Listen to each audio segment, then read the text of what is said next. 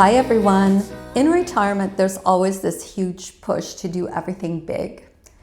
Big vacations, big travel, big cruises, big bucket list items, running marathons, hiking huge trails. And we have to do it now before it's too late. And even myself, on my last video, I talked about the fact that it's really important to do things now while we still can and while we are healthy enough to do them. But the whole issue of bucket lists can become so stressful. And there's so much pressure around bucket lists, especially once you're in retirement. So I want to talk about how I kind of look at things and how I deal with some big bucket list items. I think it's a good idea to kind of go beyond the bucket list, and I'll talk about what I mean by that.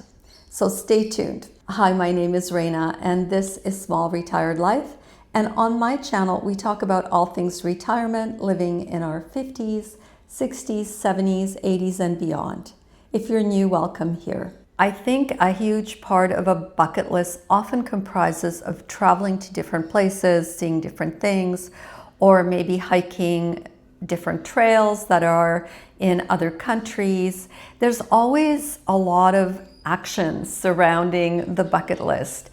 And listen, I just did a big trip. I'm in Australia for the next 2.5 months, and I traveled all the way from Canada. And for a lot of people, that's a big bucket list thing. But I do things a little bit differently. I hate being stressed out, and quite frankly, travel is very stressful. And oftentimes, even having a bucket list for me is stressful because I look at that list and I look at all of the things I'm either not doing or may never do. And the other thing that I find about bucket lists is that often the items that comprise those lists are one-time things. So I will make this trip to this one place one time. I just don't want to live my life doing things one time. If I really love something, I want to do it more than once. I want it to impregnate every part of me and to permeate through my soul. And I want to enjoy every moment and not feel stressed about it. When people travel, there's generally plans made to be in a place for a period of time, and then during that time, you go and see as many things as you possibly can. And so you're bouncing around from place to place, and you want to make sure you hit all the spots so that your bucket list item is checked off. By the end of the trip, you're tired, you're stressed out, and you come home needing a vacation away from your vacation. So here's the thing for me right now in Australia and what I'm doing differently about my travel in my retirement years. And I think this method of traveling is perhaps suitable to a person who is scared of traveling. Instead of flitting about this entire country, I have chosen to spend my time in Melbourne because this is where my son lives and my grandchildren live. And I have no interest in traveling to any other part of Australia, at least not right now. Rather, I like to come here, settle into an Airbnb, and start exploring the area and the neighborhoods around me. I walk the different streets and the different neighborhoods in the city. I find my favorite coffee shops and my favorite places to sit and ruminate on the world and what's happening and all of the things. I like to feel like I live here. I want to blend in and become one of the people so that when people see me, they don't think I'm a tourist or I'm from somewhere else, but rather I just blend into the scenery and I can observe everything. I develop little routines. I go to my local grocery store every day. I go to my local coffee shop every day. I walk the same streets to get to those places, and it starts feeling like I'm home. I like to settle in, to really explore the vibe of a place. I like to feel that I'm a part of the hum of this city. I'm part of the infrastructure. I don't get a lot of joy from rushing around places, seeing something once, and then going on to the next thing. And some of you maybe are like that. You want to see all the places and all the things. But I believe to truly explore a place is worthwhile. If you have the time and you have the means to stay in a different place for a couple of months and really get into the vibe and the spirit of that area and that city, it absolutely will nourish your soul. And when you get back to your own country and your own city, you feel like you have truly experienced the ambiance of a place. I just don't find 1 or 2 day stays in different places really jiving with who I am and how I want to feel about a place. I would say that just visiting a place and just having that little item on a bucket list doesn't do it for me. I need to experience the whole thing. I need to be a part of it. I need to blend in. I want to find these amazing yarn stores in Melbourne where I can buy yarn here. I want to go to the museum. I want to go to the National Gallery and I want to see the show, but I don't just want to go once. I want to go a couple of times and really have the time to go through every little corridor and really get to know the place.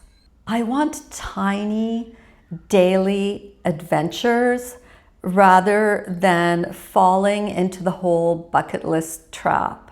Bucket lists sound really exciting, but they come with a lot of pressure. They come with the pressure to almost perform retirement, to do things right and to have the right things on that list.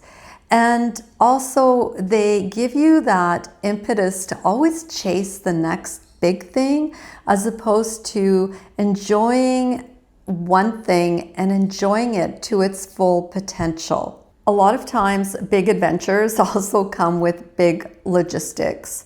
Flights and booking reservations and flights delayed and crowds and all of this kind of fatigue that saps a lot of energy out of the thing that you're doing. I know with traveling that certainly can be the case. Flights are often delayed, you can miss flights.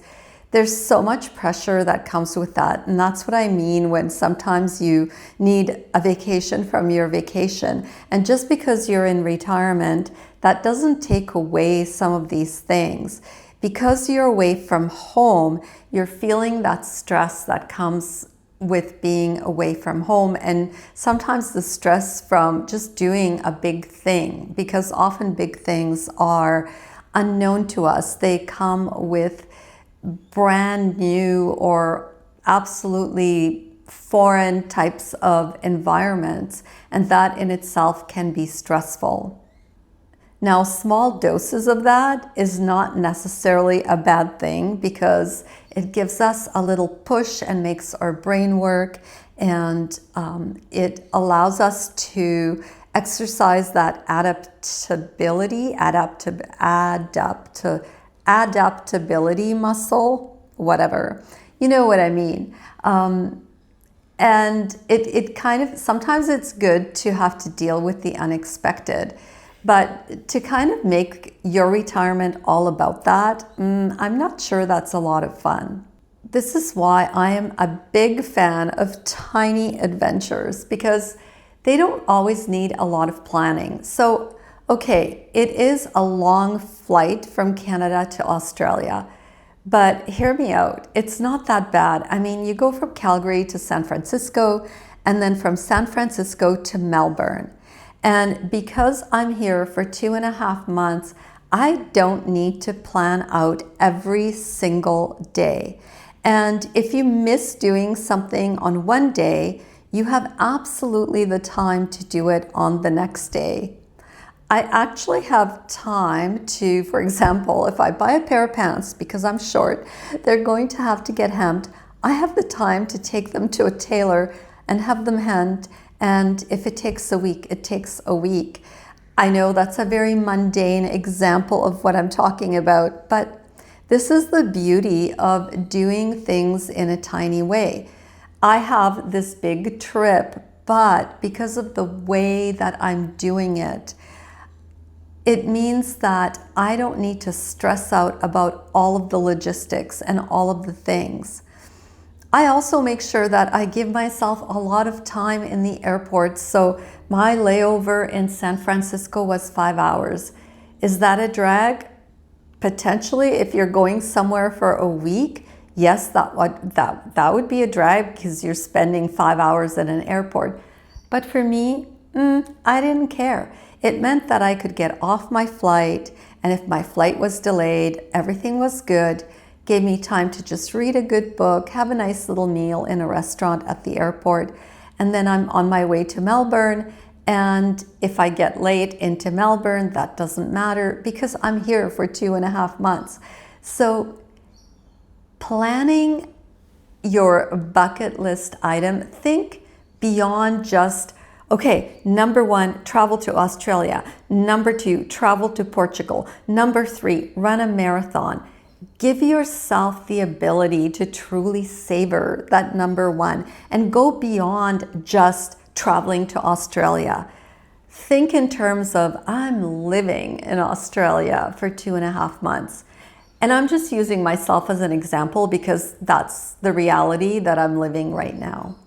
Tiny adventures are super cool because they're all about novelty, autonomy, and attention. And what I mean by that is that tiny little adventures give you that little boost of doing something new, but because they're tiny, there isn't as much pressure that surrounds them. There isn't as much to lose, I guess. Also, the autonomy part is the fact that you decide what those little adventures are going to be, and they're really what you feel like in the moment. And so as an example, because I'm here for 2.5 months, I can choose to do something today, and then if I don't do it, I'm okay with that. I'll go do it tomorrow, but I'm the one who decides. There isn't an external pressure that's deciding it for me. It's not like I'm here for a week, and so if I want to go to the museum, I have to go like in the next 5 days, or I have to do it like expediently. I don't have that pressure. It's really all about me and what I decide to do.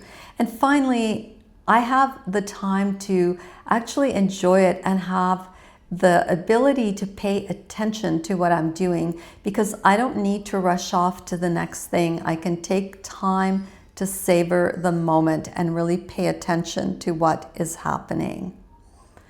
Some of the ways that I do this here is I'll have a coffee mini adventure where I just go and find a different coffee shop that I might enjoy having either a matcha or a coffee or something like that. Or I have a walking adventure where I basically walk in whatever area suits my fancy. I kind of look up different areas on Google that are nice for walking, and I can go walking and experience them. Or I can also have the 1 hour rule adventure where I essentially decide to go 1 hour in whatever direction and just see what I can find. My examples have kind of centered around travel because this is what I'm doing. But honestly, you can apply this kind of concept to just about anything that is something that would show up on a bucket list. An example could be running a marathon. A lot of people have this on their bucket list, and I had this on my bucket list at one time. And yes, I have run a marathon. I have also run several half marathons and other races. But this is the difference for me to kind of go beyond the bucket list of running a marathon. And it's about, if this is something that really tweaks your interest, then make it more about making running a part of your life. The best part of running a marathon is actually training for it and experiencing the concept of being a runner. I know that since I started training for a marathon years ago, I really love running. I enjoy it. And even though I don't train for marathons anymore, it has become a part of my life and a part of my routine, and something that I get a lot of benefit and a lot of joy from. So I didn't go into it with the concept, oh, I'm just going to go run a marathon and check. No, it was more about, how can I make this a part of my lifestyle, because I really like this. I tried it and I love it. The one great thing about bucket lists is that it encourages you to try new things, but I would kind of go beyond the bucket list in the idea that you're not there to do those things once, but if they really resonate with you, then you do them and you take your time with them. And also take the time to see if you really like that thing, because just doing it once and then checking it off, that doesn't really mean that you necessarily like it. It just means you've done it. And I'm not sure that a bunch of check marks on a list is what makes retirement meaningful and enjoyable. Maybe for some of you, I mean, let me know in the comment section. Maybe some of you just love that feeling of checking off a list. I like to really delve into it and give myself the time to explore each and every thing that I do, because it becomes less stressful and I allow myself the time to actually do it and to experience it. Some of the coolest retirees I know are not about rushing, and they're very selective. They're deeply curious, they're observant, they're at ease with simplicity. They're not checking off a bunch of things off a list. What they are doing is experiencing and living those things that they want to try. Often just checking things off a bucket list is just really being able to brag to someone that you've actually done all of these things. It's more meaningful and it truly feels just more joyful to delve into whatever it is that you're going to do, to enjoy the moment, savor it, really explore whatever thing it is that you want to embark on. If it's having a ride in an air balloon, explore what it's like to belong to a club and to really get into it and to enjoy it more than once, so that it's not all about that one single moment. Go beyond that item on your bucket list and experience it and live it, because those are true meaningful things. The things that you do and that you remember how you felt when you were doing them, and the process to getting to do them, and some of the joy that surrounds at perhaps being part of the community. Like if you're into wanting to run a marathon, part of the fun is joining a running group or being in that community of people who call themselves runners. Part of me doing this Australia thing and doing it every year. And also, don't feel bad about doing repeats. You know, if you go to Paris and you love Paris, go there more than once, because you get so much joy out of going to Paris. Do it more than once. Why should you only do it once? Why is it that a bucket list seems to kind of have this concept of restriction associated with it? It's like you have this list, you have to get through it, you have to get the check marks, and then that's it, it's done. Go beyond that. Go beyond the typical bucket list and make some of these things your lifestyle and repeat them if you get the joy out of them, if you really enjoy doing them. This is what I'm trying to convey through the message of this video, is that don't just do things to check off some imaginary list or just some arbitrary list. Do things and truly delve into doing them so that you feel that empowerment and that enjoyment out of experiencing something new, and also to minimize the stress that often surrounds these types of things. People sometimes don't even want to try something because they're like, oh my goodness, this is so stressful.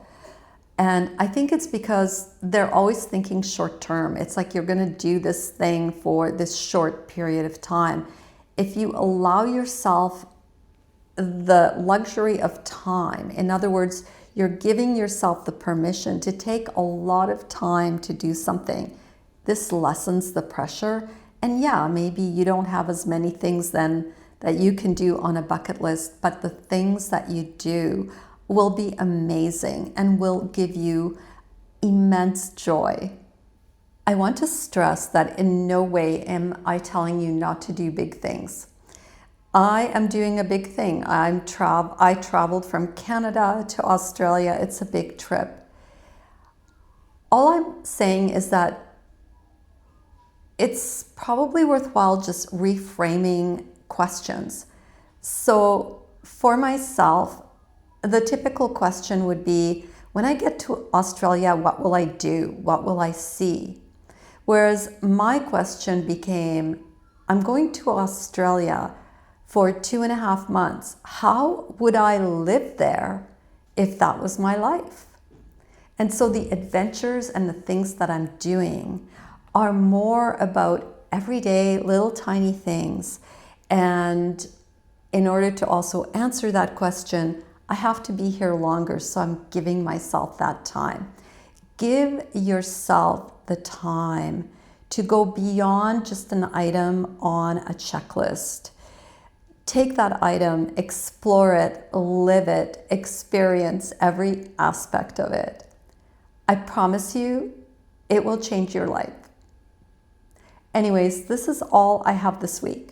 Thank you for watching, and as always, leave any comments in the comment section below the video, and I will see you all next week at my regular time. Bye!